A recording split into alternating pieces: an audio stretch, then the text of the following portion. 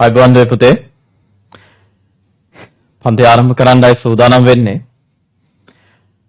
ඕගොල්ලන්ට අපේ පහුගිය දවස් ටිකේම පවත්වාගෙන ආවා 2024 වර්ෂය සඳහා වෙනම ටෙලිග්‍රෑම් ගෲප් එකක්. ඕගොල්ලන්ට පුළුවන් ඒ හරහා මොනවා හෝ ප්‍රශ්න යොමු කිරීම කරන්න. හරි. හරි. දැන් අද දවසේ අපි මේ ආරම්භ කරන්නේ 2024 අවුරුද්දේ උසස් පෙළ කරන්න බලාපොරොත්තු වන දරුවන්ට පන්ති ආරම්භ කිරීම. සාමාන්‍යයෙන් වෙනදාට නම් මේ වෙද්දී සාමාන්‍ය පෙළ විභාගය අවසන් වෙලා අපි සාමාන්‍ය ආකාරයට භෞතිකවත් පන්ති ආරම්භ කරලා තියෙනවා.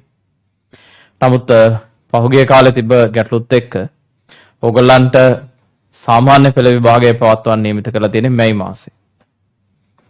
ඉතින් ඒ දක්වා කාලය තුල කැමති දරුවන්ට පුළුවන්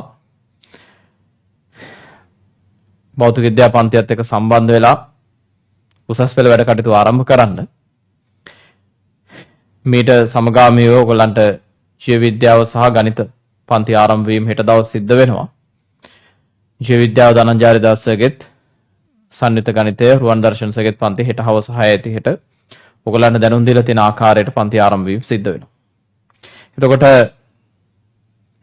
සාමාන්‍යයෙන් පුතේ මම බලාපොරොත්තු වෙන්නේ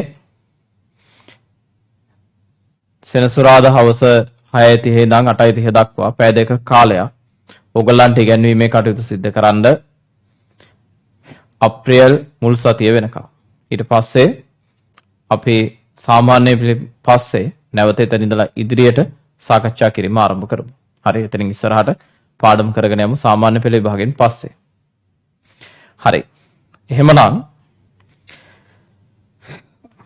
මේ පන්තියට 2024 අවුරුද්දේ උසස් පෙළ විභාගයට පෙනී සිටීමට බලාපොරොත්තු වන දරුවන්ට අමතරව, ඒ කියන්නේ ඕගොල්ලන්ගේ විභාගය පවත්වන්නේ මේ 2024 සාමාන්‍යයෙන් අගෝස්තු මාසේ. ඉතින් පැවතුණු කොවිඩ් තත්ත්වයට එක්ක ඕගොල්ලන්ගේ සාමාන්‍ය පෙළ විභාගය කල් ගියේ හින්දා ඊට සමාන කාලයක් නන් නෙමෙයි සාමාන්‍ය පොතේ උපරිම මාස දෙකක් වගේ ප්‍රමාණයකට යටත්ව සැප්තැම්බර් මාසයේ වගේදී එක්සෑම් එක තියයි මේ යන රටාව තුල අපි ඉස්සරහට ගියොත්. හරි.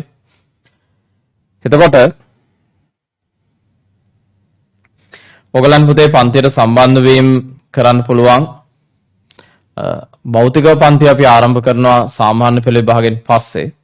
හරි. එතකොට කොහොමත් මේ පන්ති දිගටම අපි දැනට පවත්වා යන සියලුම පන්ති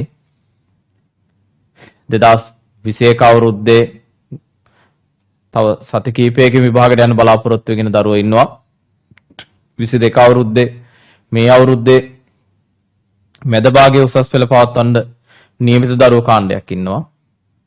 2023 වර්ෂයේ විභාගයට පෙනී සිටින බලාපොරොත්තු වන ළමයි කාණ්ඩයක් ඉන්නවා. මේ සියලුම දෙනාට දැනට භෞතිකව සහ ඔන්ලයින් ක්‍රමවේද යටතේ පන්ති පැවැත්වෙනවා. ඉතින් ඕගොල්ලන්ටත් විභාගය දක්වාම භෞතිකව පන්ති පවත්වන අතර ඔන්ලයින් ක්‍රමවේද යටතේ පන්ති පවත්වාගෙන යනවා. ඒ නිසා ඉස්සරට වඩා දැන් මේ ක්‍රමවේදයන් දියුණු වෙලා තියෙන මේ කොවිඩ් ප්‍රශ්නයත් එක්ක ඔයගොල්ලන්ට පුළුවන් පුතේ අවශ්‍ය දරුවෝ භෞතික පන්ති වලට සම්බන්ධ වෙන්න පුළුවන් ඕන කාලවකවානුවක. එහෙම නැත්නම් ඔන්ලයින් ක්‍රමය යටතේ ඉගෙන ගන්නත් පුළුවන්. හරි. සියලු පන්ති ආකාරයන් සිද්ධාන්ත පන්ති, ප්‍රශ්න පත්‍ර පන්ති, ඒ සියල්ල කෙටි කාලීන පුනරීක්ෂණ පන්ති ඒ සියල්ල පුතේ ඔයගොල්ලන්ට මේ ක්‍රමවේද දෙක යටතේම ඉදිරි කාලයේදී පැවැත්වෙනවා. හරි. දැනට සාමාන්‍ය පෙළ දක්වාම මේ පන්තිය යන්නේ ඔන්ලයින් පන්තියක් විදිහට පමණයි. හරි. සාමාන්‍ය පෙළ විභාගයෙන් පස්සේ භෞතිකව පන්ති ආරම්භ කරන්න බලාපොරොත්තු වෙනවා.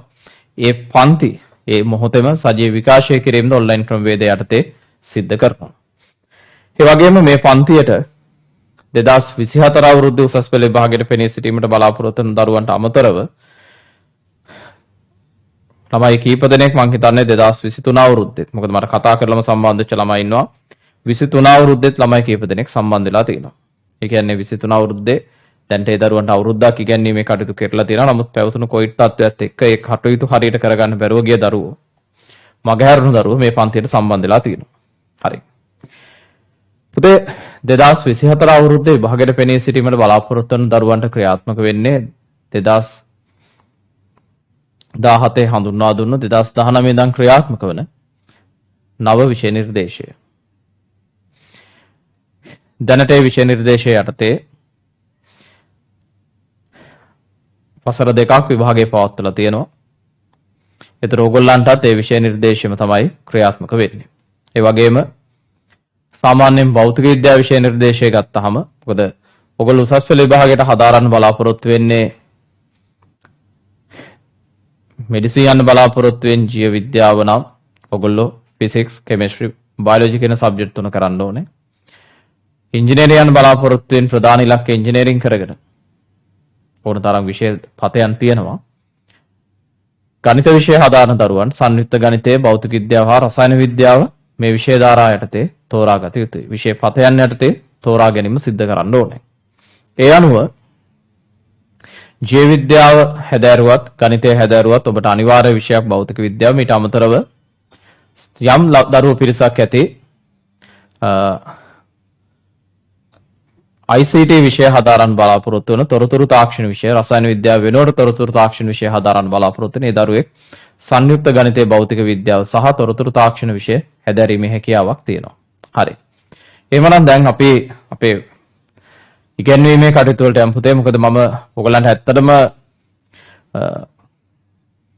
මේ මොහොතේ උසස් පෙළ කිරීමට අදාළව ඔබ කොහොමද සකස් වෙන්න ඕන කියන කාරණා කතා කරන්න බලාපොරොත්තු වෙන්නේ නැහැ. මම ඒවා ඉදිරියේදී ඔයගලන්ට සහ දෙමාපියන්ට කතා කරන්න බලාපොරොත්තු වෙමින් ඉන්නේ සාමාන්‍ය පෙළ විභාගයේ අවසන් වුණාට පස්සේ. මොකද එතනින් පස්සේ ලැබෙන කාලවකවානුව තීරණාත්මකයි.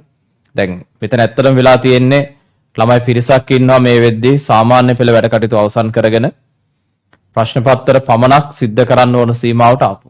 තව පිරිසක් ඉන්නවා පහුගිය කාලේ ඇති වෙච්ච ප්‍රශ්නත් එක්ක සාමාන්‍ය පෙළටවත් නිවැරදිව මේ වෙද්දී සූදානම් නොවුණු මේ ඉදිරි මාස කිහිපය තුළ ඒ සඳහා සූදානම් වෙන.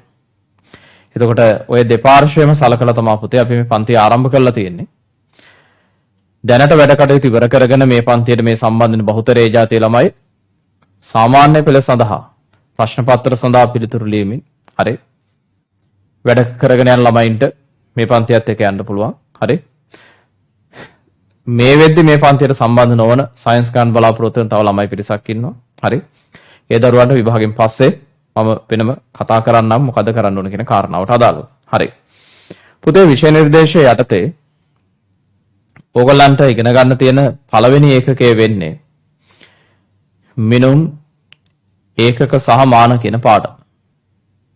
මේ පාඩම යටතේ අවසානයේදී විද්‍යාගාර පරීක්ෂණ 4කුත් අපිට කරන්න තියෙනවා. ඒ පරීක්ෂණයන් කරන විදිහ මම ඕගලන්ට මෙතන කරලා පෙන්නනවා. ඊට අමතරව භෞතිකව පන්ති කාමරය තුල ඒ ප්‍රැක්ටිකල් මම ඕගලන්ට කරවනවා.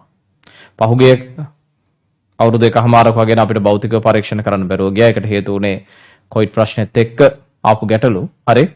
නමුත් ඉදිරි කාලයේ සාමාන්‍යීකරණයක ලක්වීමත් එක්ක භෞතික විද්‍යා සියලු පරීක්ෂණයන් පන්ති කාමරය තුල ඕගලන්ට මම කරන්න අවස්ථාව දෙනවා. ඒකට සිස්ටම් එකක් අපි කාලයක් තිස්සේ පවත්වාගෙන එනවා. ඒ යටතේ ඕගලන්ට වැට්ටික් කරගන්න පුළුවන්. මම මේ කියන්නේ කොවිඩ් කියන තත්වය අවසන් වීමෙන් පසු. හරි කොහොමත් තව ලොකු කාලයක් අපිට ඒකත් එක්ක යන්න අවශ්‍යතාවයක් මතුවෙන එකක් නැහැනේ. හරි. හරි.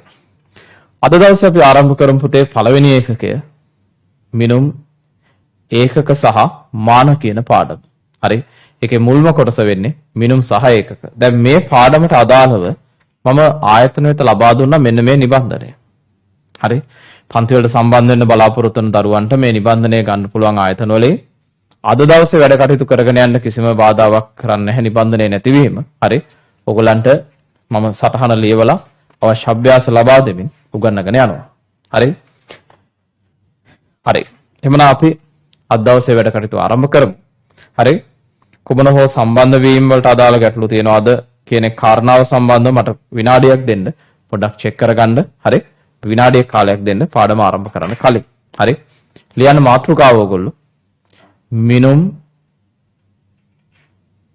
ඒකක සහමාන මිනුම් ඒකක සහමාන. හරි. විනාඩියක් දෙන්න.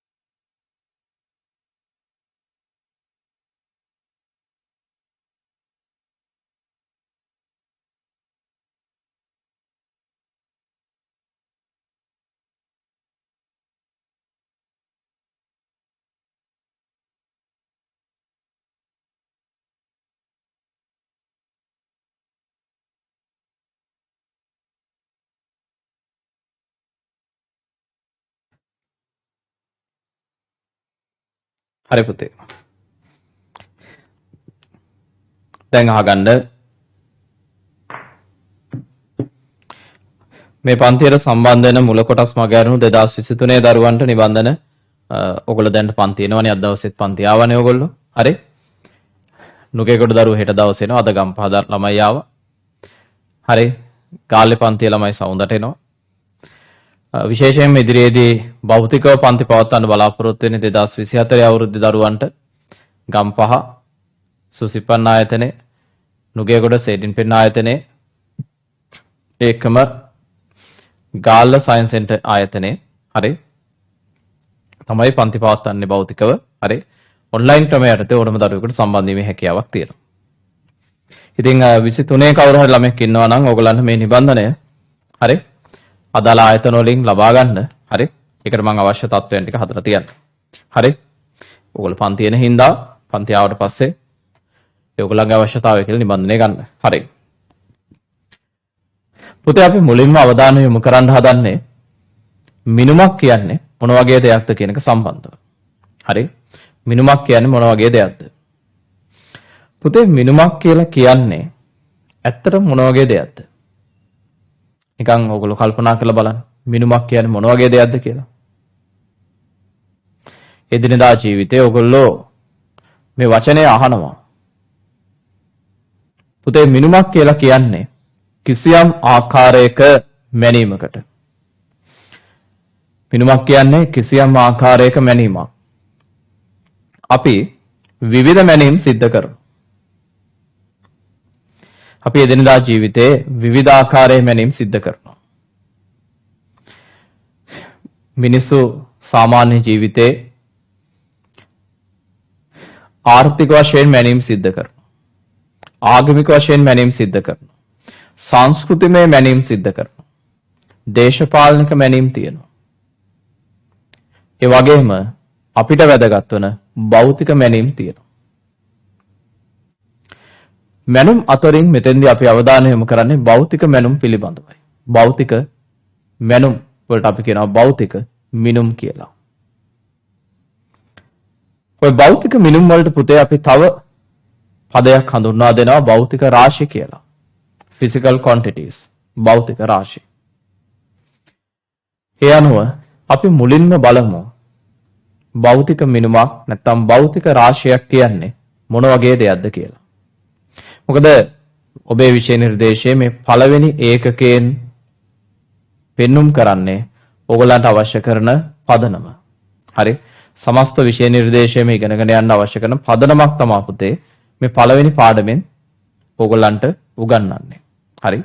මේක විභාගය සඳහා උසස් පෙළ විභාගය සඳහා වැදගත්. ඒ කියන්නේ විභාගය තුළ විශේෂයෙන්ම බහුවර්ණ ප්‍රශ්න පත්‍රයේ තුළ බහුවර්ණ ප්‍රශ්න 50ක් ඕගොල්ලන්ට ලැබෙනවා පැය දෙක කාලයක් සමග. ඒකෙදි සාමාන්‍යයෙන් පළවෙනි බහුවර්ණය දෙක මේ පාඩමෙන් ලැබෙන්නේ. ඊට අමතරව මේ පාඩමේ අවසානයේ මම අර කලින් කිව්ව විදිහට විද්‍යාගාර පරීක්ෂණ තියෙනවා. ඒ පරීක්ෂණයන් ඕගොල්ලන්ට ඒ තුලින්ද එක් ව්‍යුහගත රචනා ප්‍රශ්නයක් ලැබීමේ හැකියාවක් තියෙනවා. අනිවාර්ය නැහැ. හරි ලැබෙන්න අවුරුදු 3කට වගේ සැරයක් ඒක ව්‍යුහගත රචනා ප්‍රශ්නයක් විදිහට ස්ට්‍රක්චර්ඩ් එසේ එකක් දානවා. හරි.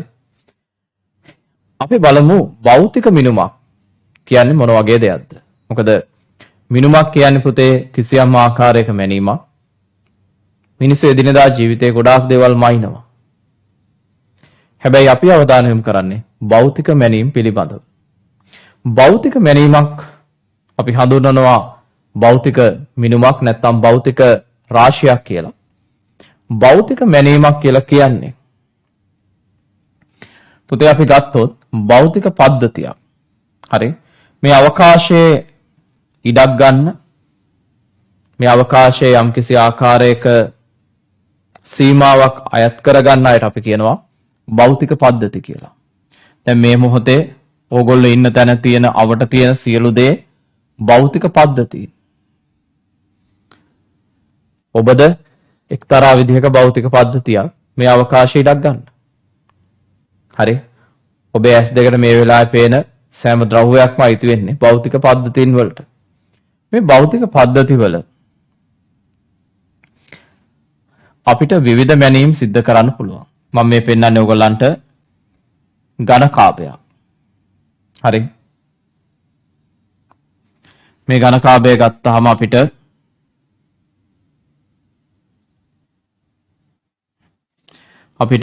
මේ ඝන කාභය මෙයාගේ දිග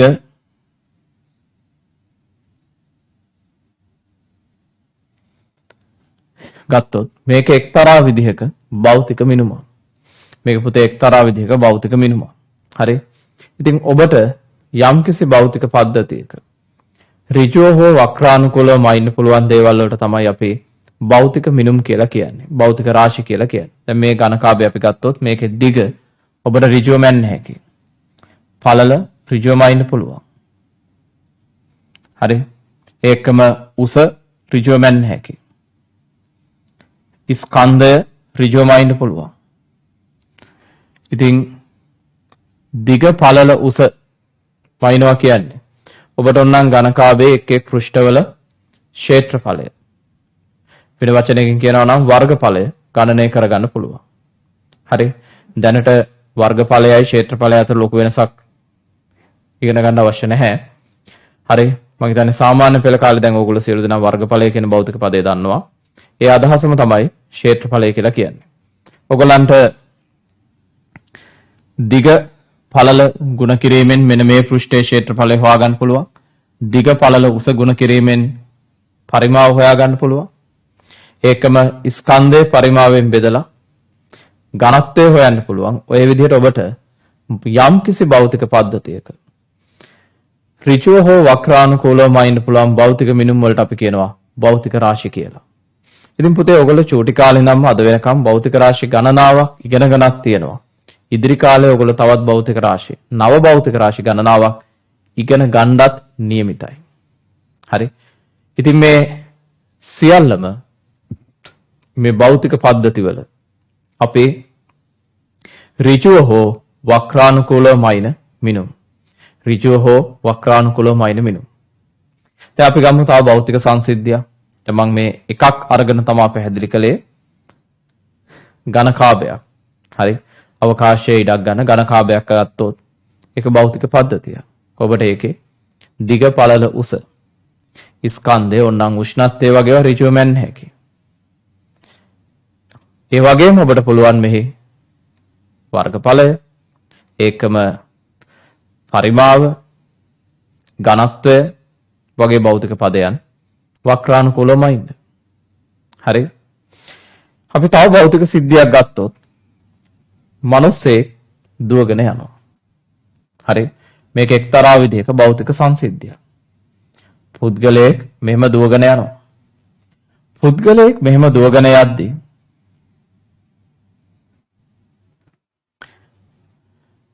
මේ පුද්ගලයා කොච්චර දුරක් ගමන් කළාද? ඔහු ගමන් කළ දුර සරල රේඛීය මාර්ගයේ ගියොත් විස්ථාපනය, ඒකම ඔහු චලිත වූ කාලය, ඔහුගේ ප්‍රවේගය, ඔහුගේ ත්වරණය ඔබට මේ වගේ භෞතික පද්ධතියක මයින්න පුළුවන්. ඔබට ඍජුව ඔහු ගමන් කළ දුරත් ගමන් කළ කාලයත් මැනගන්න පුළුවන්. ඒ භෞතික රාශීන් භාවිතා කරමින් ඔයගලන්ට පුළුවන් පුද්ගලයාගේ ප්‍රවේගය, ත්වරණය, ඔහුගේ ස්කන්ධය දන්නවා නම් ඔහු කොච්චර බලයක් ගත්තද දුවන්න, ඒ වගේ භෞතික පදයන් සොයා ගැනීමේ හැකියාවක් තියෙනවා. හරි. පුතේ ඔයගොල්ලෝ සටහන් ලියන්න අලුත් පොතක් පාවිච්චි කරන්න. ඒ කියන්නේ ඔයගලන්ට තියෙන්න ඕන පිළිවෙලට සටහන් ලියන්න පොතක්. හරි. හරි. මේ පන්තියේ රෙකෝඩින් දානවද? ඔව්. මොකද විශේෂයෙන්ම මේ පන්තියට මේ වෙලාවට සම්බන්ධ වෙන්න බැරි ළමයි පිරිසක් ඉන්නවා. ඒ දරුවන් වෙනුවෙන් අපි සයිට් වල රෙකෝඩින් දාලා තියෙනවා. හරි. susipan.lk, හරි selinpen.lk, physics.lk කියන සයිට් වල අපි මේ සඳහා රෙකෝඩින් දාලා තියෙනවා. හරි. දැන් අද පැවැත්වෙන පන්තියේ රෙකෝඩින් එක ගොඩක් වෙලාට අපි හෙට දවස තුල ඔයගොල්ලන්ට ලබා දෙනවා. හරි. හරි. ලියන්න පුතේ. පිළිවෙලට සටහන් පොත් තියාගන්න. හරි. ලියන්න. මිනුමක් යනු මිනුමක් යනු කිසියම් ආකාරයක මැනීමකි. මිනුමක් යනු කිසියම් ආකාරයක මැනීමකි. මිනුමක් යනු කිසියම් ආකාරයක මැනීමකි.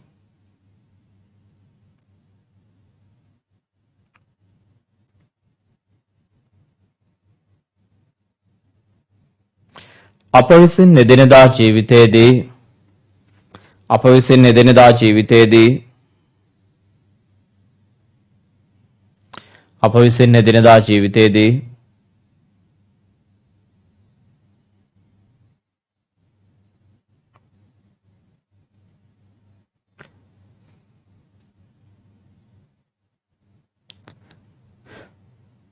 විවිධ මිනුම් පිළිබඳව අවධානය යොමු කරයි. විවිධ මිනුම් පිළිබඳව අවධානය යොමු කරයි. විවිධ මිනුම් පිළිබඳව අවධානය යොමු කරයි. විවිධ මිනුම් පිළිබඳව අවධානය යොමු කරයි.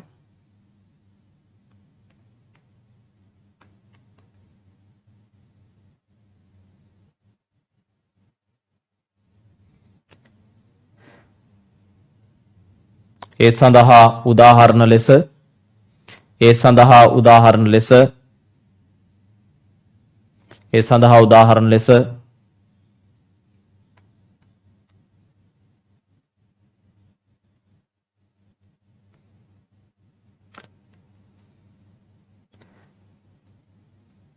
ආර්ථික මිනුම්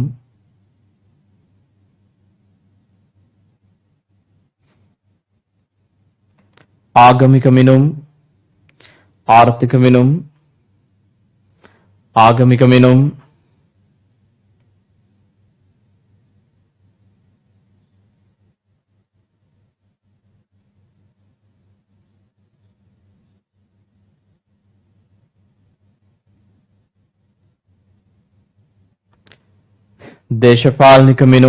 දේශපාලනික මිනුම්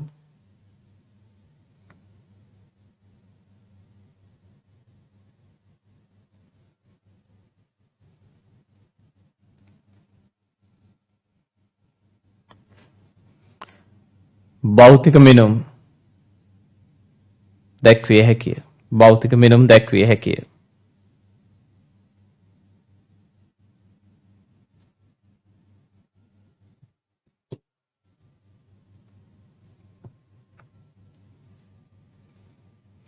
හරි. මෙහිදී අප විසින් අවධානය යොමු කරනු ලබන්නේ මෙහිදී අප විසින්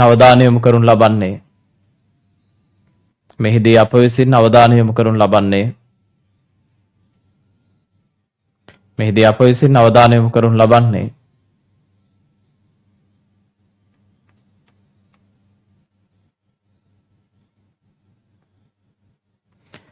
භෞතික මිනුම් සම්බන්ධයෙනි. මෙහිදී අප විසින් අවධානය යොමු කරනු ලබන්නේ භෞතික මිනුම් සම්බන්ධයෙනි.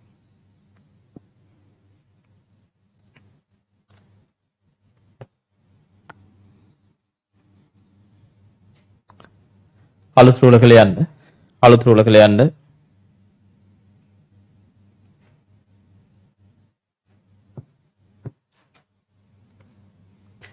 අවකාශයේ ඉඩක්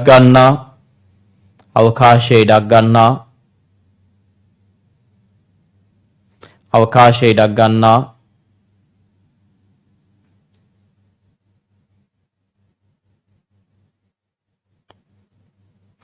ඕනෑම දෙයක්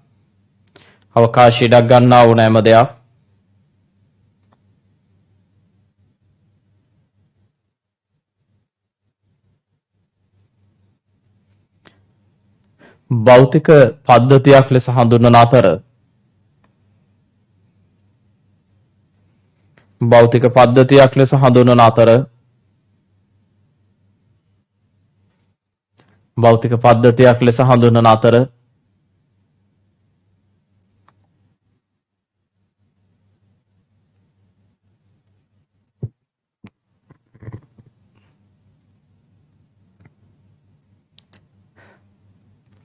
එවැනි භෞතික පද්ධතියක එවැනි භෞතික පද්ධතියක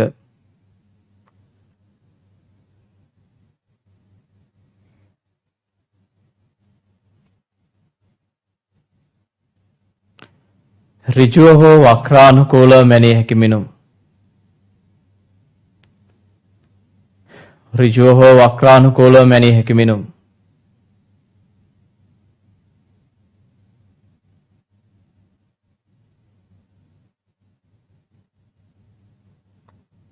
ඍජුව හෝ වක්‍රානුකූලව මැනිය හැකි මිනුම්.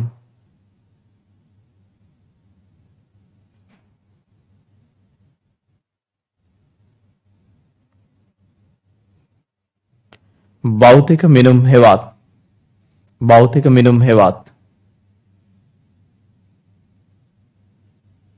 භෞතික රාශිය ලෙස හඳුන්වයි.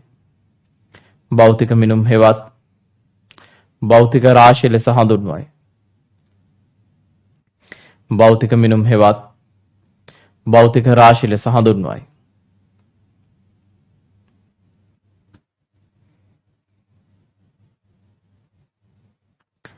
භෞතික මිනුම් හෙවත් භෞතික රාශිය ලෙස හඳුන්වයි.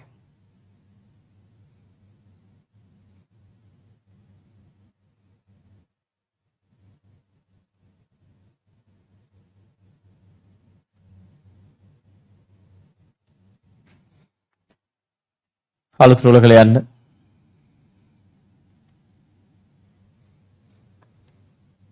භෞතික පද්ධතියක් ලෙස ගණකාභයක් සලකමු. භෞතික පද්ධතියක් ලෙස ගණකාභයක් සලකමු. පුතේ මේ රූප සරණදී භෞතික පද්ධතියක් ලෙස ගණකාභයක් සලකමු. රූප සරණදී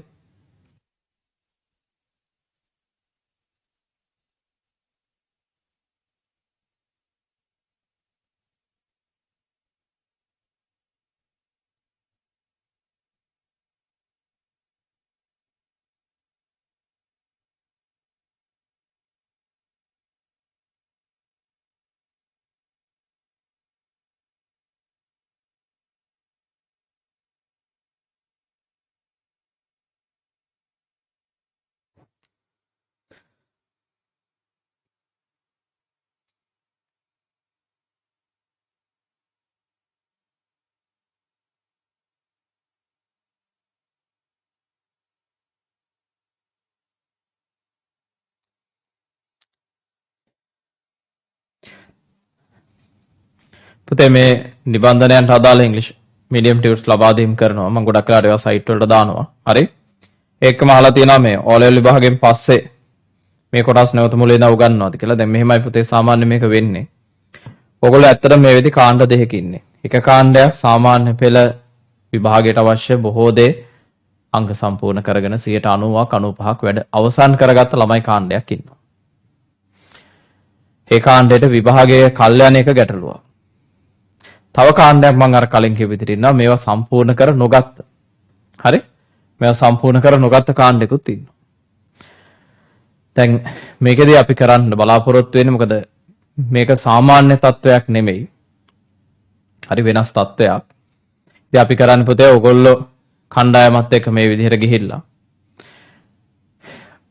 සාමාන්‍ය පෙළ ඉවරනාට පස්සේ ආයි දෙවන කණ්ඩායමක් ආරම්භ කරනවා මුලින් ඉඳන් උගන්නන. හරි? දෙපාර්ශ්වයටම උගන්නගෙන යන්න වෙනවා අපිට. හරි? මොකද වෙන මේක විසඳා ගන්න පුළුවන් ප්‍රායෝගික ක්‍රමයක් නැහැ. හරි? එතකොට ඕගොල්ලන්ට මෙතන උගන්ලා අවසානයේ සාමාන්‍ය පෙළට නිවාඩු දෙන තැන ඉඳන් උගන්නයි යනවා. අර ළමයින්ට මුලින් ඉඳන් උගන්නනවා. හරි? හරි.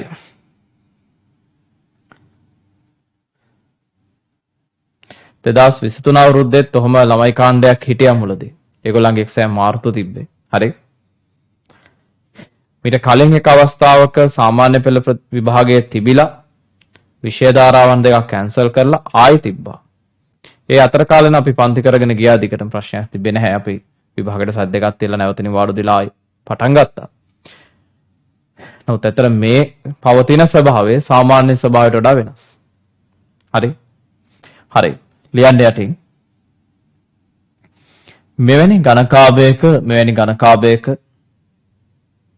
මෙවැනි ගණකාභයක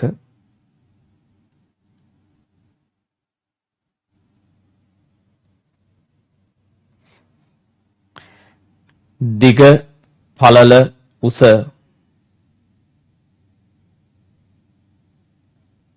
දිග පළල උස දිග පළල උස ස්කන්ධය ස්කන්ධය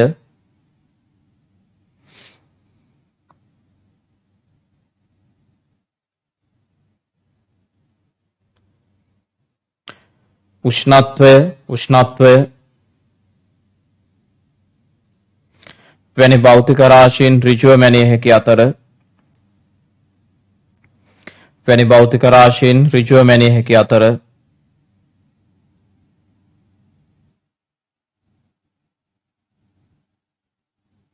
වැනි භෞතික රාශීන් ඍජුව මැනිය හැකි අතර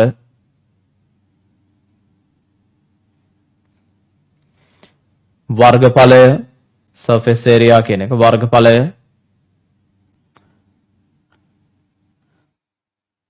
පරිමාව පරිමාව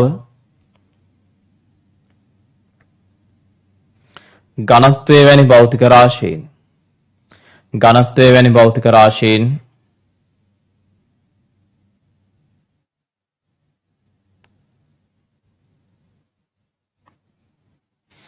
වක්‍රානුකූලව මැනිය හැකිය වක්‍රානුකූලව මැනිය හැකිය හරි හරි අලුත් රෝලක ලියන්න පුතේ අපි තවත් භෞතික සංසිද්ධියක් සලකමු අලුත් රෝලක ලියන්න පුද්ගලයෙක්ගේ දිව යාම සලකමු පුද්ගලයෙක්ගේ දිව යාම සලකමු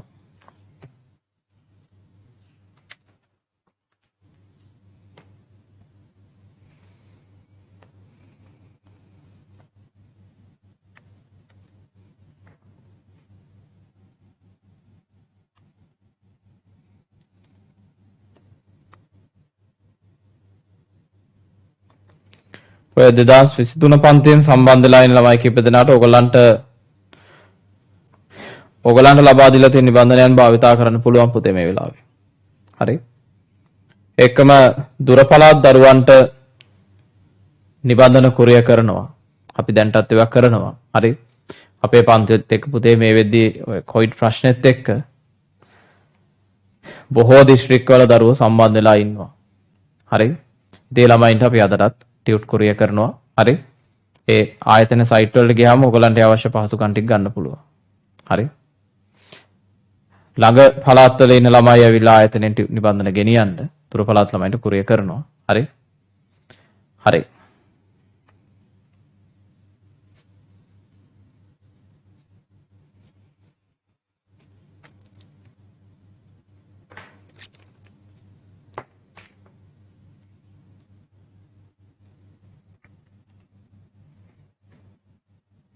හරි.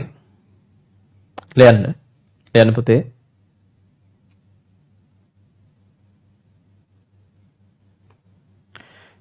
ඉහත භෞතික සංසිද්ධිය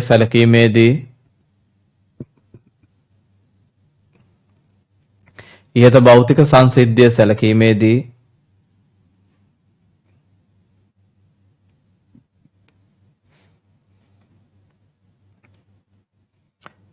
පුද්ගලයා ගමන් කරන දුර ඇල ඉරක් විස්ථාපනය ඒ දෙකේ වෙනස පස්සේ අපි කතා කරමු. පුද්ගලයා ගමන් කරන දුර ඇල ඉරක් විස්ථාපනය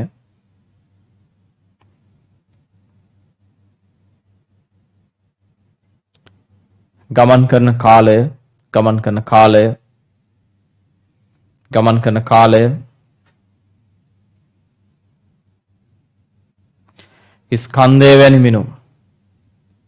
ස්කන්ධය වැනි මිනුම්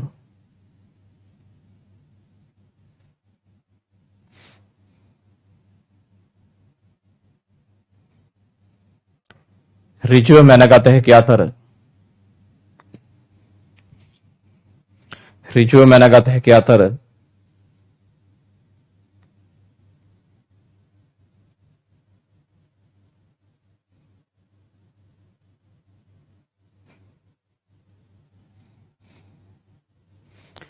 ඔහුගේ ප්‍රවේගය velocity ත්වරණය තොරණය,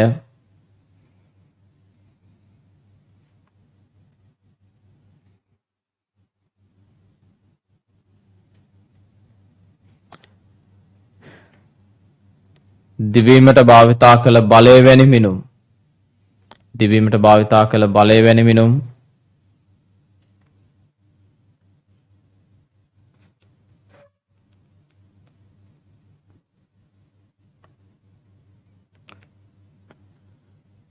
වක්‍රානුකූලව මැනිය හැකිය.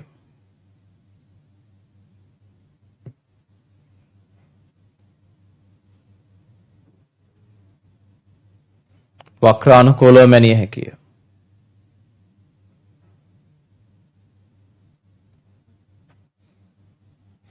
හරි. දැන් හොඳට අහගන්න. පුතේ ඒ කියන්නේ අපිට ගන්න පුළුවන් භෞතික මිනුම් වලට තමයි අපි භෞතික රාශි කියලා කියන්නේ. ඉතින් අපිට එදිනෙදා ජීවිතේ භෞතික රාශි ගොඩාක් හම්බ වෙනවා. මං කිය ඔයගොල්ලෝ පොඩි කාලේ ඉඳන්ම භෞතික රාශි ඉගෙනගෙන තියෙනවා. චූටි කාලේ ඉඳන්ම. ඉස්සරහට ඉගෙන ගන්නත් ගොඩක් ඒවා තියෙනවා. ඒ අනුව මේ අපිට හම්බ වෙන භෞතික රාශි ගත්තාම මේ භෞතික රාශි අපි ප්‍රධාන කොටස් දෙකකට බෙදනවා. මේ භෞතික රාශි පුතේ අපි ප්‍රධාන කොටස් දෙකකට බෙදනවා. ඒ තමයි මූලික භෞතික රාශි සහ ව්‍යුත්පන්න භෞතික රාශි. මූලික භෞතික රාශි fundamental physical quantities මූලික භෞතික රාශි. ව්‍යුත්පන්න භෞතික රාශි derived physical quantities ව්‍යුත්පන්න භෞතික රාශි. අපි භෞතික රාශි ප්‍රධාන වශයෙන් කොටස් දෙකකට බෙදනවා මූලික භෞතික රාශි සහ ව්‍යුත්පන්න භෞතික රාශි කියලා. දැන් ඔයගොල්ලෝ කල්පනා කරනවා ඇති මූලික කවුද? මූලික කියන්නේ පුතේ ඔය භෞතික රාශි ගත්තාම ඔය භෞතික රාශි අතරින් සමහර භෞතික රාශීන්ට ඔබට අර්ථ දැක්වීම ලබා දෙන්න බෑ. ඒ කියන්නේ භෞතික රාශිය මෙච්චරයි කියලා නිරූපණය කරන්න පුළුවන් වුණාට ඔයගලන්ට ඒ භෞතික රාශිය කියන්නේ මෙන්න මෙයයි කියලා අර්ථ දක්වන්න බෑ. දැන් හොඳට අහගන්න. පුතාලා නිකන් හිතන්නකෝ වේගය. දැන් වේගය කියන භෞතික රාශිය ගත්තාම ඔබ දන්නවා දුර වෙනස් වීමේ ශීඝ්‍රතාවය. ඔබට ඒකට අර්ථ දැක්වීම ඩෙෆිනිෂන් එකක් තියෙනවා. ප්‍රවේගය විස්ථාපනයේ වෙනස් වීමේ ශීඝ්‍රතාවය. ත්වරණය ප්‍රවේගයේ වෙනස් වීමේ ශීඝ්‍රතාවය. බලය ගම්‍යතා වෙනස් වීමේ ශීඝ්‍රතාවය විදිහට ඉදිරිපත් කිරීමේ හැකියාවක් තියෙනවා. හැබැයි සමහර භෞතික රාශි තියෙනවා ඔබට ඒ විදිහට අර්ථ දක්වන්න බැරි. උදාහරණයක් දිග. ඔබට දිග පෙන්වන්න පුළුවන්. මේසේ දිග. පාවිච්චි කරන පෑනේ දිග. ඔබේ උස. ගෙදර වහලට උස. ඔබට දිගක් පෙන්වන්න පුළුවන්. හැබැයි ඕගොල්ලන්ට දිග අර්ථ දක්වන්න බෑ. දිග අර්ථ දක්වන්න බෑ පුතේ. හරි. ඒ නිසා දිග කියන භෞතික රාශිය අපි ගන්නවා මූලික භෞතික රාශියක් විදිහට. දැන් ඕගොල්ලෝ සාමාන්‍ය පෙළ කාලය තුල ගොඩාක් භෞතික රාශි ඉගෙනගෙන තියෙනවා. මේ භෞතික රාශි සියල්ලම ගත්තාම අපිට ප්‍රධාන කොටස් දෙකකට බෙදුව හැකියි. මූලික හා ව්‍යුත්පන්න. මූලික භෞතික රාශි කියන්නේ පුතේ අර්ථ දැක්වීම නොමැති භෞතික රාශීන්. ඒ අර්ථ මම එකක් කියලා දුන්නා දිග. ඊළඟට ස්කන්ධය. ඊළඟ එක ස්කන්ධය. හරි. මොකද්ද පුතේ ස්කන්ධය කියලා කියන්නේ? ඇත්තටම ඕගොල්ලන්ට ස්කන්ධය සඳහා ප්‍රමාණාත්මක අගයන් ඉදිරිපත් කරන්න පුළුවන් වුණාට ස්කන්ධය සඳහා පුතේ අර්ථ දැක්වීම දෙන්න බෑ. ස්කන්ධය කියලා කියන්නේ වස්තුවක පදාර්ථ ප්‍රමාණය කියන්න එපා, ඒක වැරදි.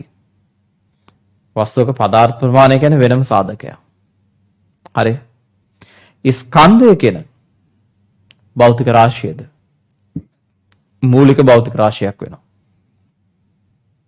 ඊළඟට කාලය. ඔයගලන්ට වටිනාකමක් දෙන්න පුළුවන් පන්ති පටන් අරන් මෙච්චර වෙලා ගිහිල්ලා. හැබැයි ඔයගලන්ට අර්ථ දැක්වීම දෙන්න බෑ පුතේ කාලයට. හරි. ඒ වගේමයි උෂ්ණත්වය. හරි. උෂ්ණත්වය කියන එකෙත් ගැටලුවක් තියෙනවා. හරි. උෂ්ණත්වය කියන භෞතික රාශියත් ඇත්තටම අර්ථ දක්වන්න බෑ.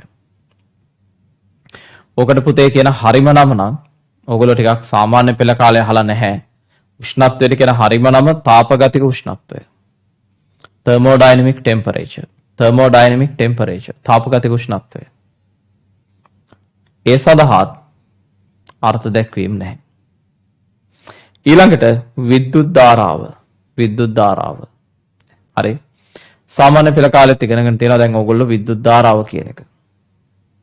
එයද මූලික භෞතික රාශියක් ලෙසයි ගන්න.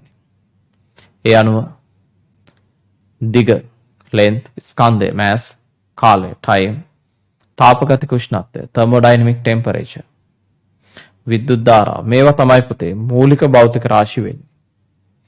මූලික භෞතික රාශි ගොඩාක් නැහැ. ඔබට හම්බෙන මේ භෞතික රාශි සියල්ල අතරින් මූලික භෞතික රාශි තියෙන්නේ 7ක් විතරයි. 7යි තියෙන පුතේ. මම 5ක් කියලා දුන්නා. දිග, ස්කන්ධය, කාලය, තාපගතික උෂ්ණත්වය, විද්‍යුත් ධාරාව.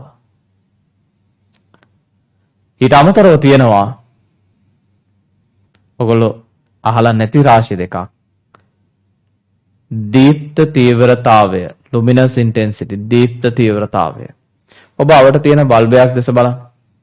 ඔය බල්බයේ ආලෝකයේ විහිදවීමට අදාළ මිනුමක් තමයි දීප්ත තීව්‍රතාවය කියලා කියන්නේ.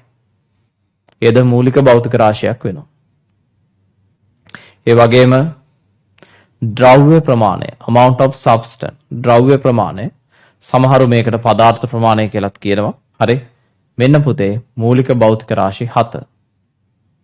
ඉතුරු ඔක්කොම ගෲප් වෙන්නේ ව්‍යුත්පන්න භෞතික රාශි වලට. ඉතින් ඔයගලන්ට මතක තියාගන්න හරි ලේසි. හරි. මූලික භෞතික රාශිය විදිහට තියෙන්නේ 7යි.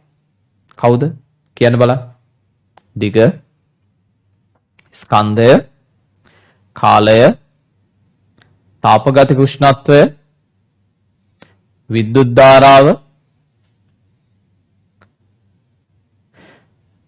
දීප්ත තීව්‍රතාවය, ද්‍රව්‍ය ප්‍රමාණය. හරි. යමු සටහනට. ලියන්න පුතේ.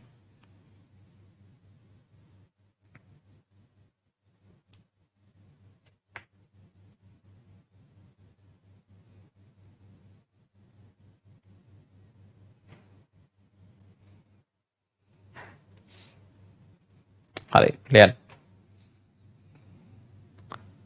සටහනක් ලියලිමු ලියන්න.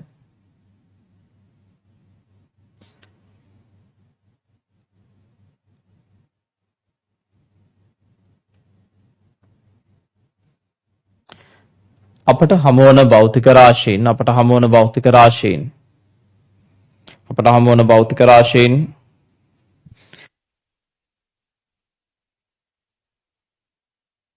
අපට හමුවන භෞතික රාශීන්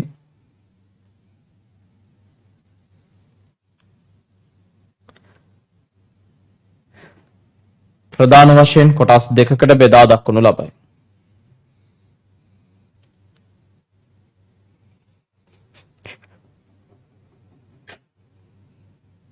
ප්‍රධාන වශයෙන් කොටස් දෙකකට බෙදා දක්වනු ලබයි.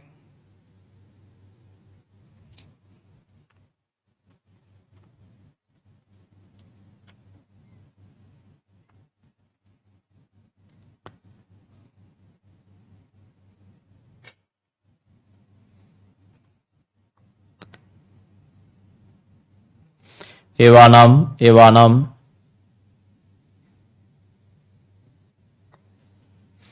මූලික භෞතික රාශි සහ මූලික භෞතික රාශි සහ මූලික භෞතික රාශි සහ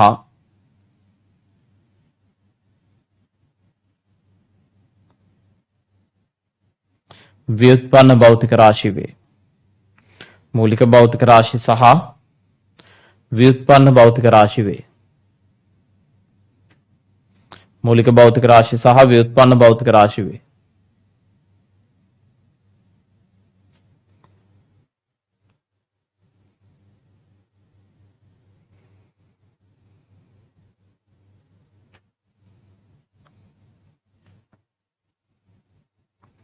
හරි. අනුමාත්‍රිකාල යන්න.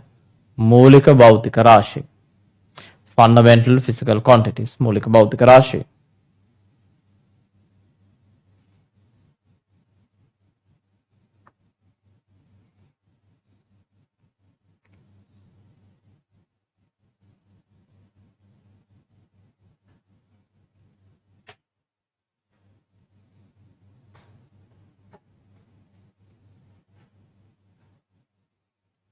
හරි. ලියන්න.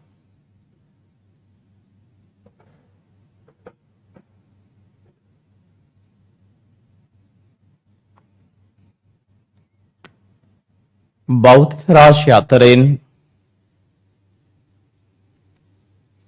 භෞතික රාශි අතරින්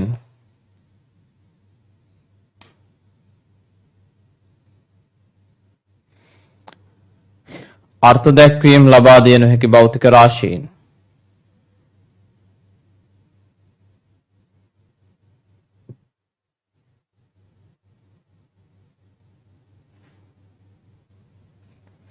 අර්ථ දැක්වීම ලබා දිය නොහැකි භෞතික රාශීන්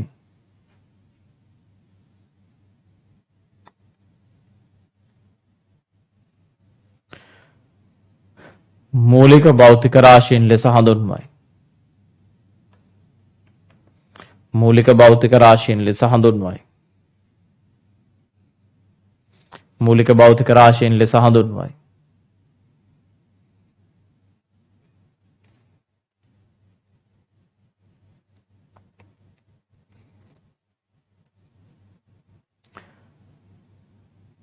මූලික භෞතික රාශීන් ලෙස හඳුන්වයි.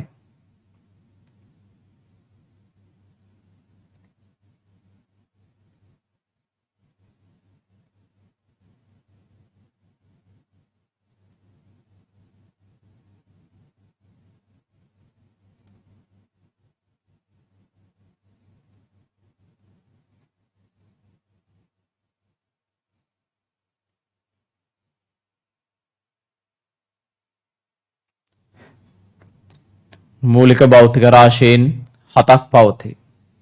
මූලික භෞතික රාශීන් 7ක් පවතී.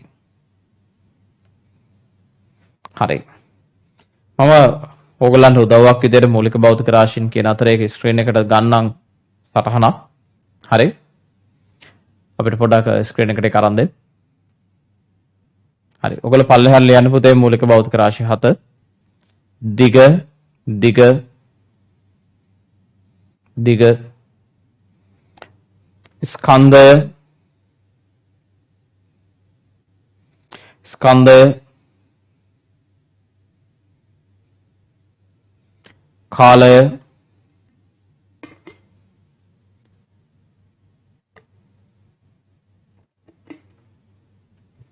කාලය උෂ්ණත්වය කියලා ලියන්න එපා.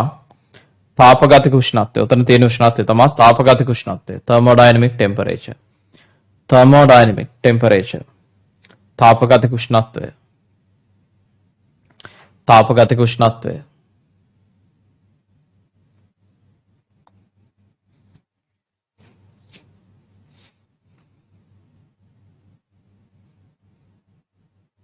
විද්‍යුත් ධාරාව විද්‍යුත් ධාරාව විද්‍යුත් ධාරාව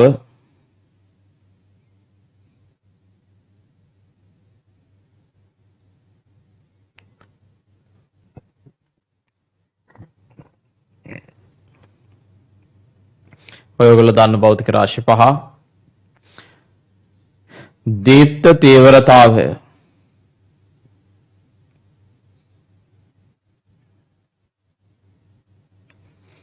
දීප්ත තීව්‍රතාවය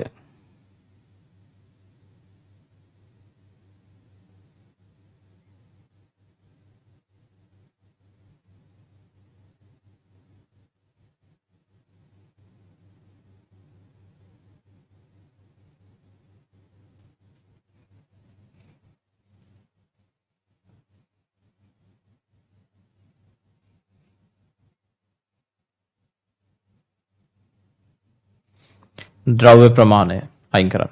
ද්‍රව්‍ය ප්‍රමාණය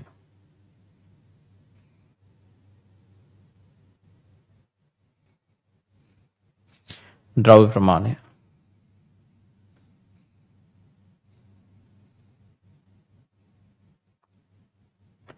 හරි.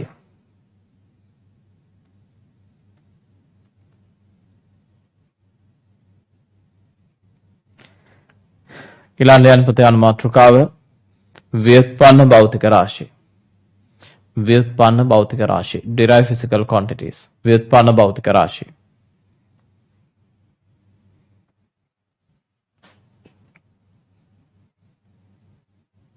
अरे व्युत्पन्न भौतिक राशि लेन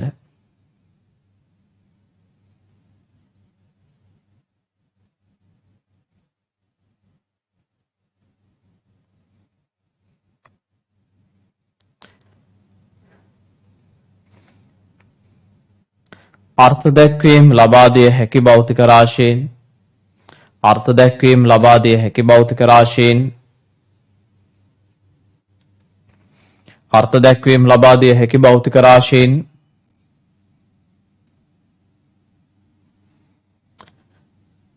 ව්‍යුත්පන්න භෞතික රාශීන් ලෙස හඳුන්වයි. अर्थ දැක්වීම ලබා දිය හැකි භෞතික රාශීන් ව්‍යුත්පන්න භෞතික රාශීන් ලෙස හඳුන්වයි. හරි පොඩක් බලා ගන්නකො විස්තර කළ දෙන්න. හරි derived physical quantities කියන්නේ මොනවද කියලා. පොඩි දෙයක් ඔයගලන්ට කියන්න ඕන පුතේ දැන්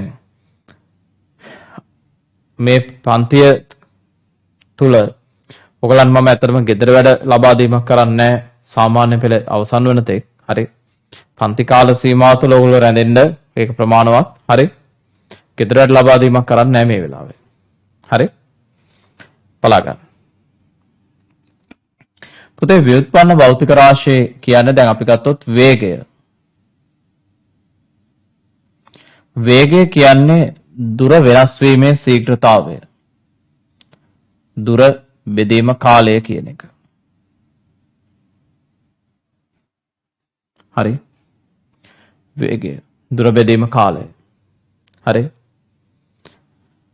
එතකොට කාලය කියන්නේ ඔයගොල්ලෝ හොඳටම දන්නවා මූලික භෞතික රාශියක් දුර කියන්නේ දිග. ඒතර වේගය කියන එක නිර්මාණය වෙලා තියෙන්නේ මූලික භෞතික රාශිය වලින්. හරි. අපි ගත්තොත් ප්‍රවේගය.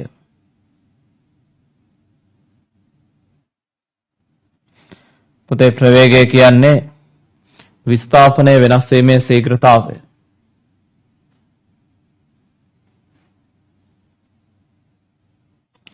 විස්ථාපනය බෙදීම කාලය.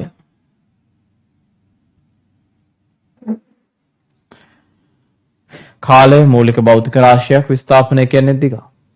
කියන්නේ ප්‍රවේගය තුල අන්තර්ගත වෙන්නේ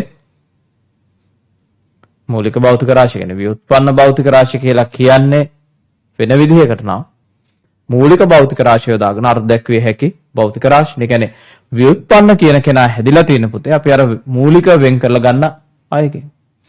ලෝකේ වෙනත් දේවල් සම්බන්ධ නිර්මාණත් එහෙමනේ. මූලික දේවල් වලින් හැදිලා තියෙන්නේ. දැන් පදාර්ථය හැදිලා තියෙන පරමාණු වලින් කියලා උගන්ලා තියෙනව නේද? හරි. ඒතර අපි මූලික දේ කියලා ගන්නවා පරමාණුව. හරි. පදාර්ථය හැදිලා තියෙන පරමාණු වලින්. අපි මූලික දේ කියලා ගන්නවා පරමාණු. ඒතර පරමාණු විවිධ වර්ගයව තියෙනවා. ඒවා එකතු වෙලා තමයි පදාර්ථ විවිධාකාරයේ මූලද්‍රව්‍ය සංයෝග නිර්මාණය වෙලා තියෙන්නේ. ඊට පස්සේ ඕගොල්ලෝ ඉගෙනගෙන තියෙනවා පරමාණුව නිර්මාණය වෙලා තියෙන්නේ න්‍යෂ්ටියකින් සහ ඒ වටා ගමන් කරන ඉලෙක්ට්‍රෝන වලින්. න්‍යෂ්ටියේ නියුට්‍රෝන ප්‍රෝටෝන තියෙනවා. ඒ වටා ගමන් කරන ඉලෙක්ට්‍රෝන තියෙනවා. හරි. ඔබ පසු කාලීන උසස් පෙළට ඉගෙන ගන්නවා මේ පදාර්ථය හැදිලා තියෙන්නේ පරමාණුවිනුත් එහාට යමින්. හරි. කලබල වෙන්න එපා. පරමාණුනුත් එහාට යමින්. ඉලෙක්ට්‍රෝන ප්‍රෝටෝනනුත් එහාට යමින්. විශේෂයෙන්ම ප්‍රෝටෝන නියුට්‍රෝන වලින් එහාට යමින්. ක්වාක් සහ ලෙප්ටන් වලින් කියලා. හරි. ක්වාක් සහ ලෙප්ටන් කියන දෙවර්ගයෙන් තමයි ලෝකේ නිර්මාණය වෙලා තියෙන්නේ කියලා ඔයගොල්ලෝ ඉගෙන ගන්නවා පස්සේ. හරි. මම මේ ඔබට පැහැදිලි කළේ පුතේ අර මූලික දේවල් කියලා જાති තියෙනවා. මූලික දේවල් වලින් තමයි අනිත් දේ කොට නැගිලා තියෙන්නේ. ඉතින් භෞතික රාශිය වලත් මූලික භෞතික රාශිය හතක් ඔබ දැක්කා. ඔය අනිත් භෞතික රාශි නිර්මාණය වෙලා තියෙන මේ මූලික භෞතික රාශි භාවිතය. හරි ඔයගොල්ලෝ පහුගිය කාලේ ඉගෙන ගත්ත ඕනම භෞතික රාශියක් ගත්තොත් ඒවා නිර්මාණය වෙලා තියෙන මේ සිස්ටම් එකට තමයි. අපි ළඟට ගත්තොත් ඇක්සලරේෂන් ත්වරණය.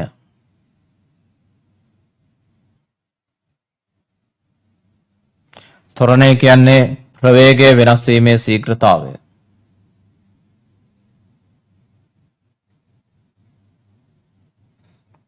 ප්‍රවේග වෙනස බෙදීම කාලය.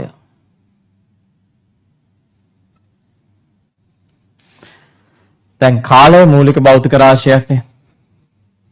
හරි.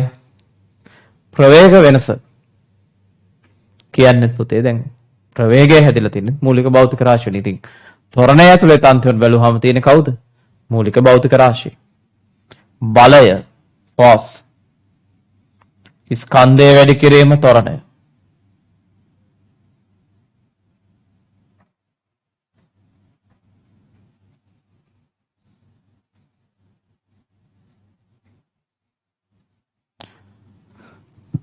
ඔබ දන්නවා ස්කන්ධය කොහොමද මූලික භෞතික රාශිය. ත්වරණය ව්‍යුත්පන්න භෞතික රාශියක් වුණාට පුතේ ඒක ඇතුලේ ඉන්නේ මූලික භෞතික රාශිය. හරි. පීඩනය ප්‍රෙෂර් මම මේ ගත්තේ සාමාන්‍ය පෙළ කාලේ ඔබ ඉගෙන ගන්න භෞතික රාශි ටික. හරි. බලය බෙදීම වර්ගඵලය. බලය ව්‍යුත්පන්න භෞතික රාශියක් වුණාට ඒක ඇතුළේ තියෙන මූලික භෞතික රාශිය. හරි. වර්ගඵලය. වර්ගඵලය කියන්නේ ඒරියා කියන එක. ඉතින් ඒක කොහොමත් දිග වැඩි කිරීම පළල වෘත්තාකාර නම් ෆයි ආර් වර්ග ඒ වගේ අර මූලික භෞතික රාශි වලින් තමයි එද නිර්මාණය වෙලා තියෙන්නේ. හරි. මේ සමීකරණ කීපයක් අපි උදාහරණ වලට ලියලා පුතේ පහලින් පොඩක් ලියාගමු. මේ සමීකරණ කීපය ලියන්න බලන්න. පොඩක් විශාල කරලා දෙන්න ලියාගන්න. වේගය, ප්‍රවේගය, ත්වරණය, බලය, පීඩනය සමීකරණ ටික ලියන්න.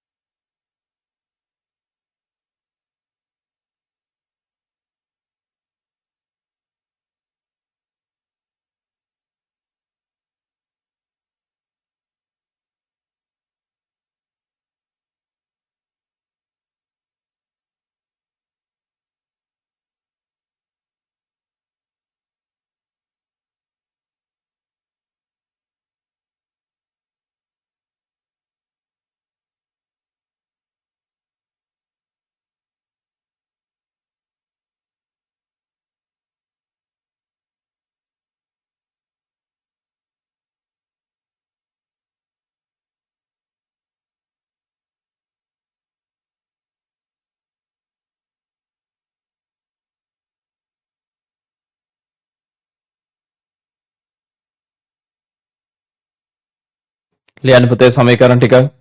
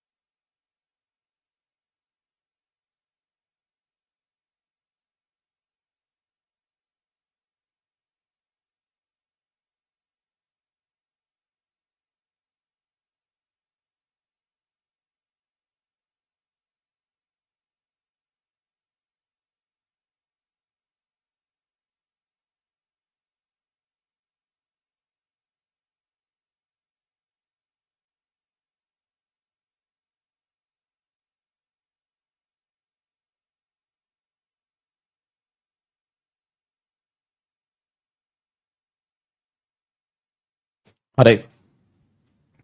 යටින් ලියන්න පුතේ. යටින් ලියන්න.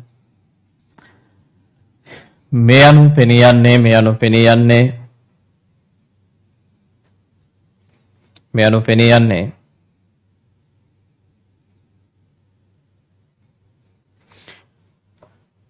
ව්‍යුත්පන්න භෞතික රාශීන්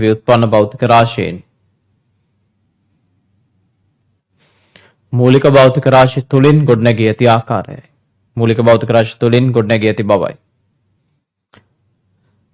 ව්‍යුත්පන්න භෞතික රාශීන් මූලික භෞතික රාශි තුලින් ගොඩනැගී ඇති බවයි.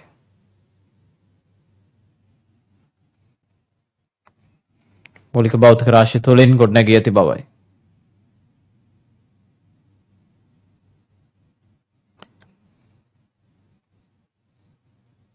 හරි. දැන් අහගන්න පුතේ. දැන් අපි භෞතික රාශි ප්‍රධාන කොටස් දෙකකට වෙන් කළානේ. මූලික භෞතික රාශි සහ ව්‍යුත්පන්න භෞතික රාශි. පුතේ මෙහෙම කොටස් දෙකකට වෙන් කළාම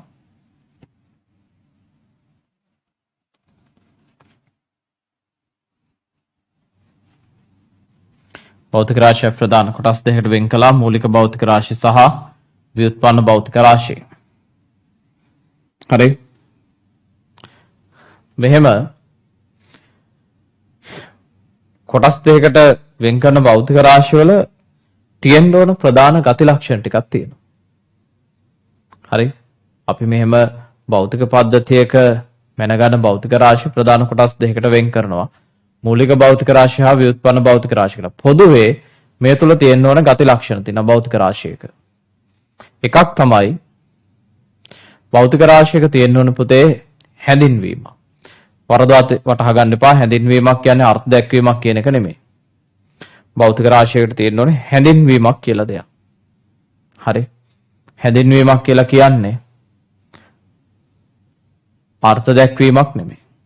හරි. ඒක වෙන් කර හඳුනා ගැනීමේ හැකියාවක් අපි සතුව තියෙන්න ඕනේ. දැන් ඔබ දන්නවා දිගෙන් මැනෙන්නේ මොකද්ද? ස්කන්ධයෙන් මැනෙන්නේ මොන වගේ දෙයක්ද කියන එක. ඔබ දිගම ඉන්න ස්කන්ධය හෝ ස්කන්ධෙම ඉන්න දිග පාවිච්චි කරන්නේ නැහැ, පටලවා ගන්නෙ නැහැ. දෙවනුව සංසන්දනය කිරීමේ හැකියාවක් අනිවාර්යෙන් තියෙන්න ඕනේ. හරි. සංසන්දනය කිරීමේ හැකියාවක් අනිවාර්යෙන් තියෙන්න ඕනේ. දැන් දිග කියන භෞතික පදය යොදාගෙන අපිට බැයිද උසවල් දෙයක් සංසන්දනය කරන්න පුළුවන්. භෞතික රාශියක් වුණාම අනිවාර්යෙන් සංසන්දනාත්මක හැකියාවක් තියෙන්න ඕනේ. මිනිස්සු ලෝකේ භාවිතා කරන සමහර වචන භෞතික රාශිය ලෙස නොගන්නෙත් ඒකයි. ආදරය. ආදරය කියන දේ ගත්තොත් ප්‍රමාණාත්මක අගයකුත් නැහැ. සංසන්දනාත්මක ස්වභාවයකුත් නැහැ. නිවැරදි ආකාර හැඳින්වීමකුත් නැහැ. හරි. පෙරේතකම. හරි. තරහ. කරුණාව. දයාව ඔය තියෙන්නේ ඕන තරම්. හරි. ඒව පුතේ භෞතික නොවන රාශිය. හරි. භෞතික රාශිය ලෙස ගන්න බෑ මොකද හැඳින්වීම නැහැ හරියට. සංසන්දනාත්මක හැකියාවක් නැහැ. තුන්වෙනුව අනිවාර්යෙන් භෞතික රාශියට තියෙන ඒකකයක්. හැඳින්වීමක් සංසන්දනාත්මක හැකියාවක් සහ ඒකකයක් පැවතීම අත්‍යවශ්‍යයි. ලියන්න. භෞතික රාශියකට තිබිය යුතු ලක්ෂණ. භෞතික රාශියකට තිබිය යුතු ලක්ෂණ.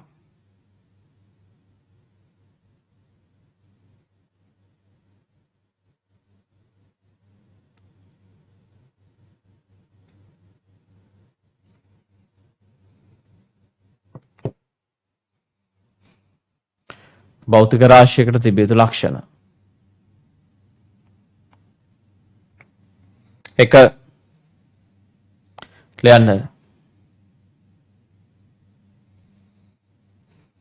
හැඳින්වීමක් පැවතිය යුතුය. හැඳින්වීමක් පැවතිය යුතුය.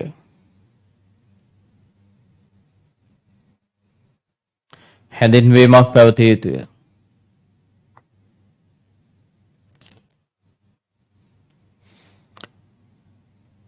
හැඳින්වීමක් පැවතිය යුතුය. දෙක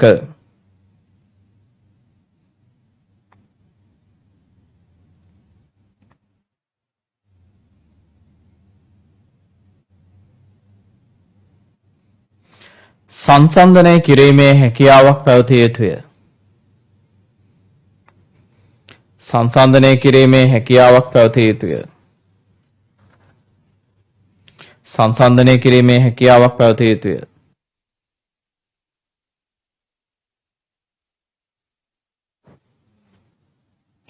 සංසන්දනය කිරීමේ හැකියාවක් පැවතිය යුතුය.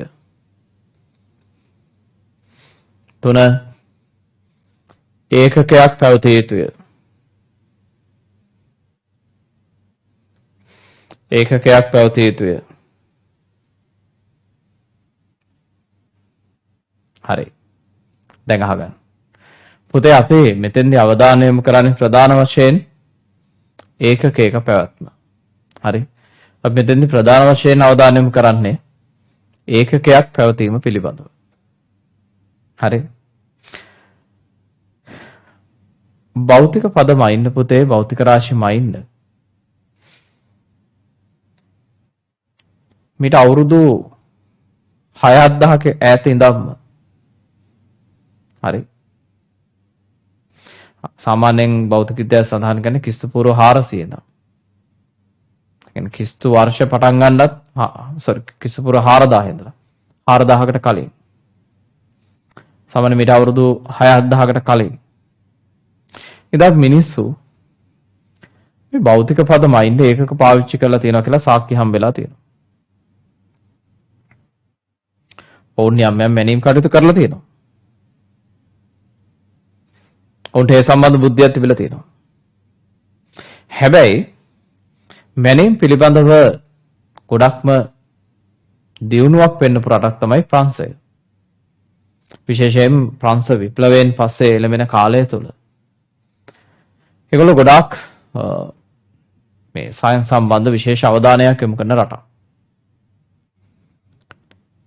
විශේෂයෙන් මේගොල්ලෝ භෞතික මැනීම් සඳහා ඒකක හඳුන්වා දීලා තියෙනවා.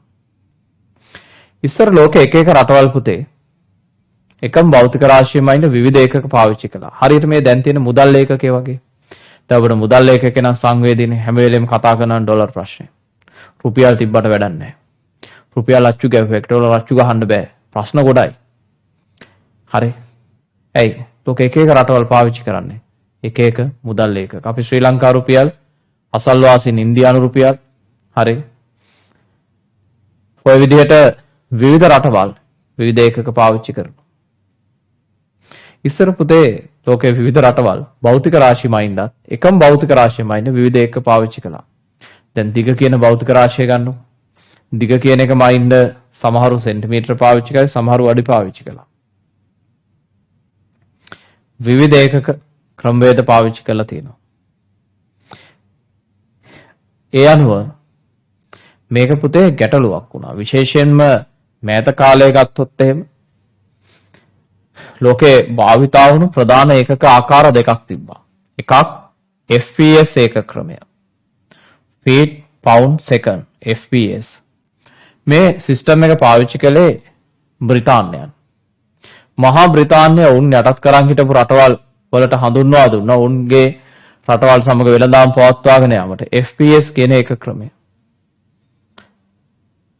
feet pound second.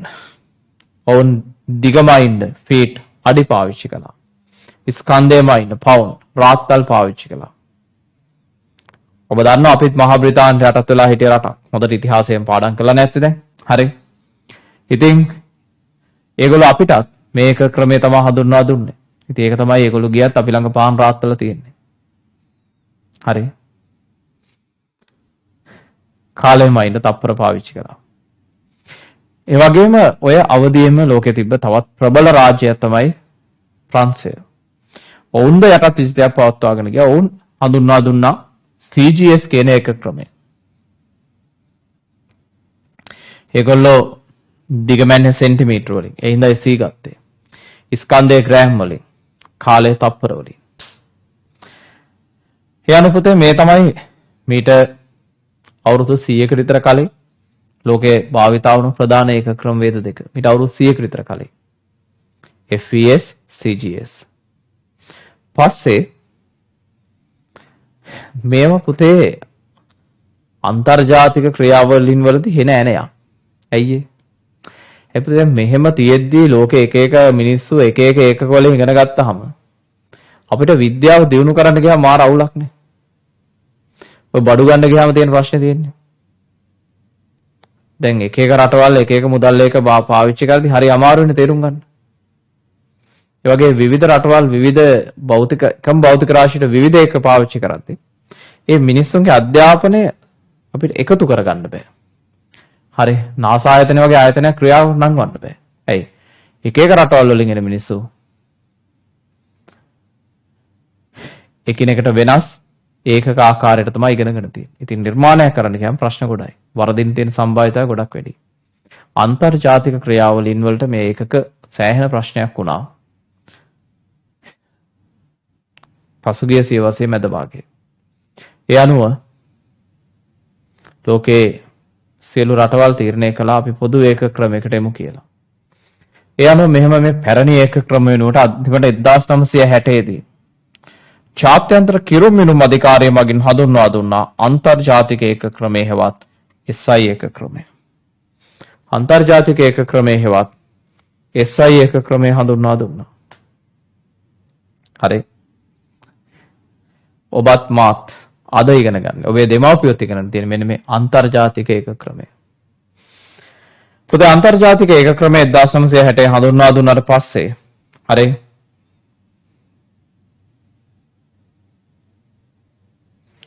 හරි මේ අන්තර්ජාතික ඒක ක්‍රමය හඳුන්වා දුන්නාට පස්සේ 1960 දී ලංකාව ඉතාම ශීඝ්‍රයෙන් මේ ඒක ක්‍රමයට තමුගේ අධ්‍යාපනය පරිවර්තනය කරපු රටක්. හරි. ඉතිහාසයේ සඳහන් වන ආකාරයට 1972 වගේ වෙද්දී අපි මේ ඒක ක්‍රමයට සම්පූර්ණම අධ්‍යාපනය පරිවර්තනය කරලා තියෙනවා. හරි. ඉතින් අද අපි පාවිච්චි කරන්නේ මේ අන්තර්ජාතික ඒක ක්‍රමය. ඔබට ඉගෙන ගන්න තියෙන මේ පාඩමේ මුලින්ම මෙන්න මේ අන්තර්ජාතික ඒක ක්‍රමය සම්බන්ධව. ක්ලියර්? ක්ලියර්.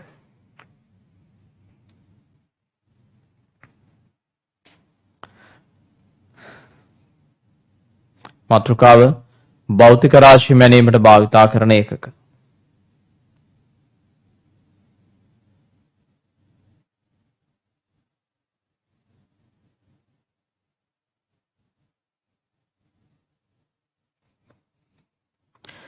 භෞතික රාශි මැනීමට භාවිතා කරන ඒකක.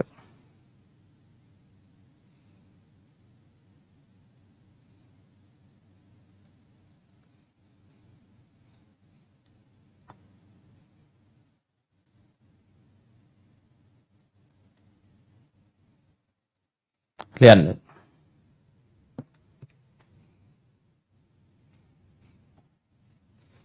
භෞතික රාශි මැනීමට භාවිතා කරන ඒකක. ලියන්න පුතේ. අතීතයේ සිටම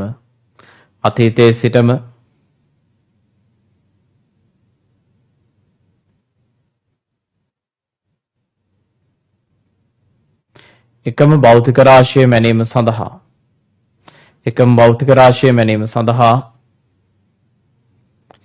රාශිය මැනීම සඳහා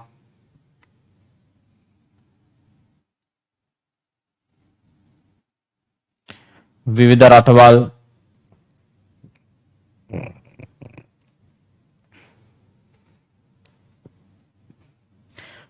රටවල්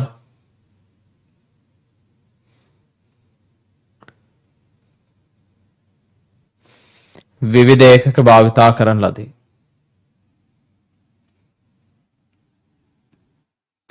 විවිධ රටවල් විවිධ ඒකක භාවිතා කරන ලදී.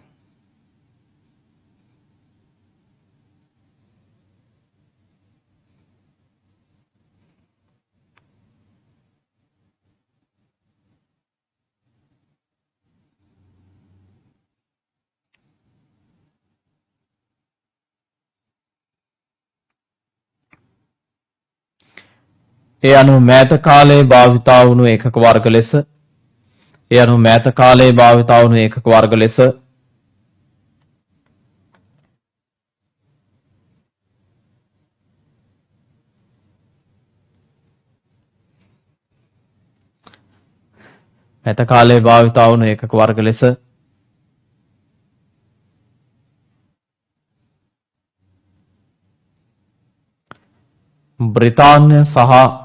බ්‍රිතාන්‍ය සහ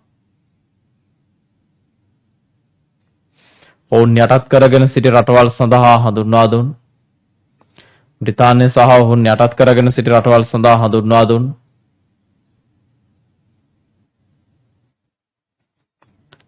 FPS ඒක ක්‍රමයක්. FPS ඒක ක්‍රමයක්. FPS ඒක ක්‍රමයක්. වරහන තුලේ F ඉරක් අඩි ෆීට්. P ඉරක් පවුන්ඩ්ස් රාත්තල්.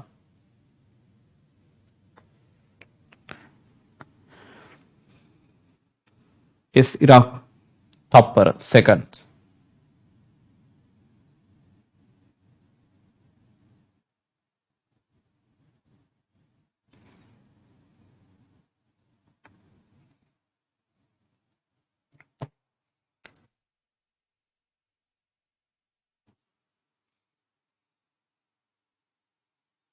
ප්‍රංශය මගින් පවත්වාගත් වරන් වහන්න ප්‍රංශය මගින් පවත්වාගත්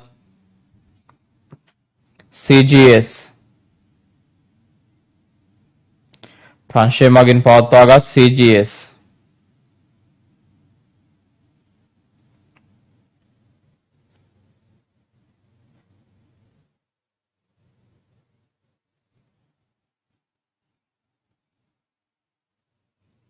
වරහන් තුලේ C centimetre G gram S තප්පර सेंटीमीटर ग्राम तप्पर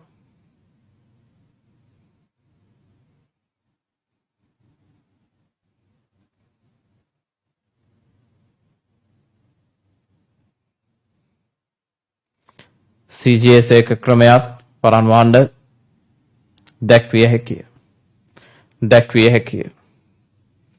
CGS එක ක්‍රමයක් දැක්විය හැකිය.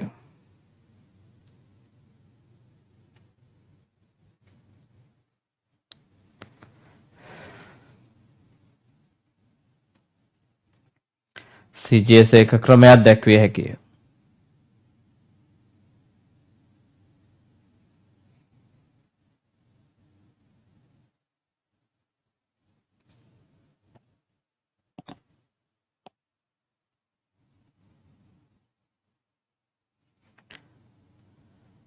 නමුත් මෙලෙස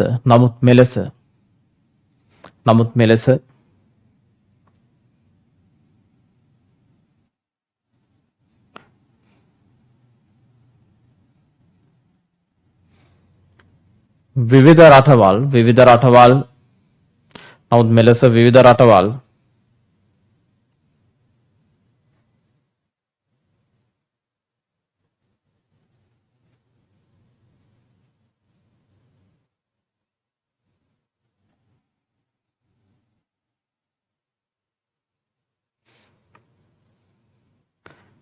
විවිධ ඒකක භාවිතා කිරීම විවිධ රටවල් විවිධ ඒකක භාවිතා කිරීම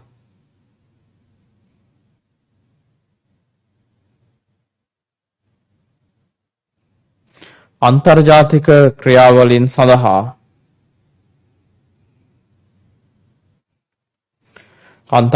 ක්‍රියාවලින් සඳහා විශාල බාධාවක් වූ අතර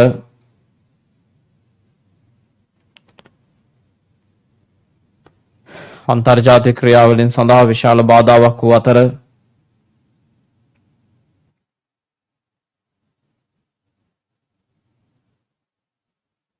මෙයට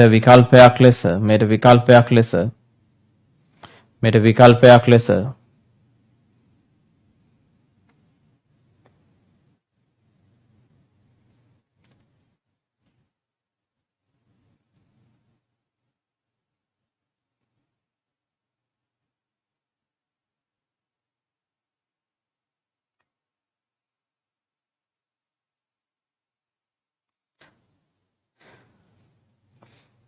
සියලු රටවල්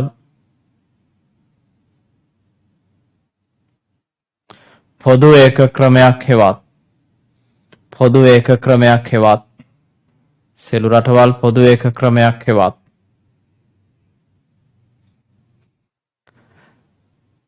අන්තර්ජාතික ඒක ක්‍රමයකට එළඹීමට තීරණය කරන ලදී.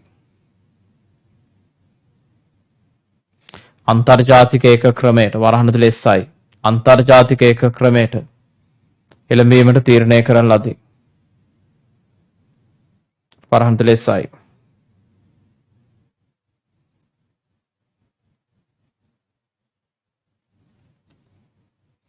හරි.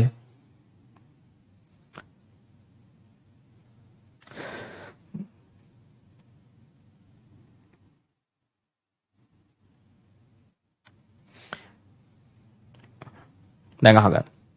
පුතේ අන්තර්ජාතික ඒක ක්‍රමය තමයි SI ඒක ක්‍රමය කියලා කියන්නේ.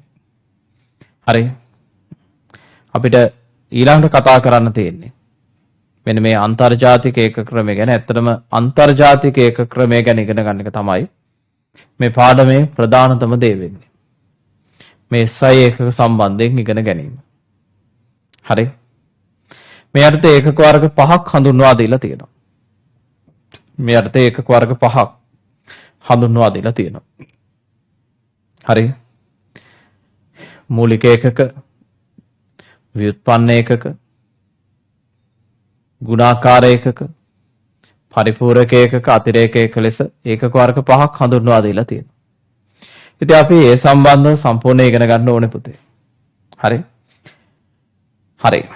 මම හිතනවා අද පළවෙනි දවසට මේ ටික ප්‍රමාණවත් කියලා. මොකද මේකේ රෙකෝඩින් එක අපි හෙට උදේ ඉඳන් දාලා තියෙනවා සයිට් වල. හරි.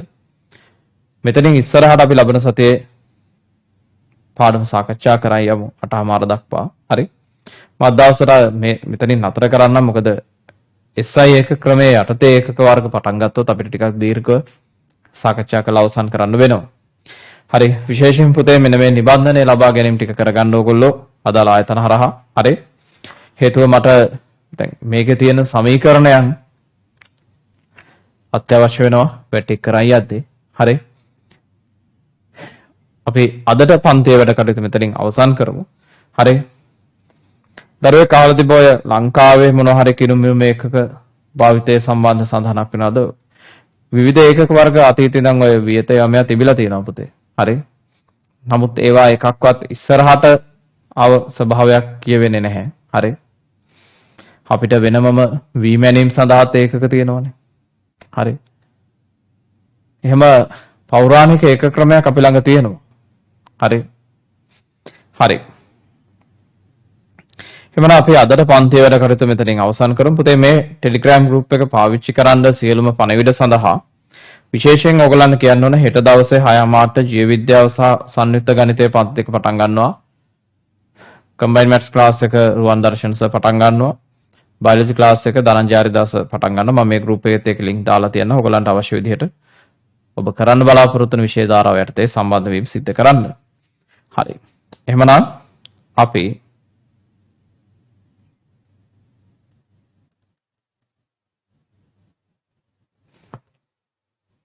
හරි.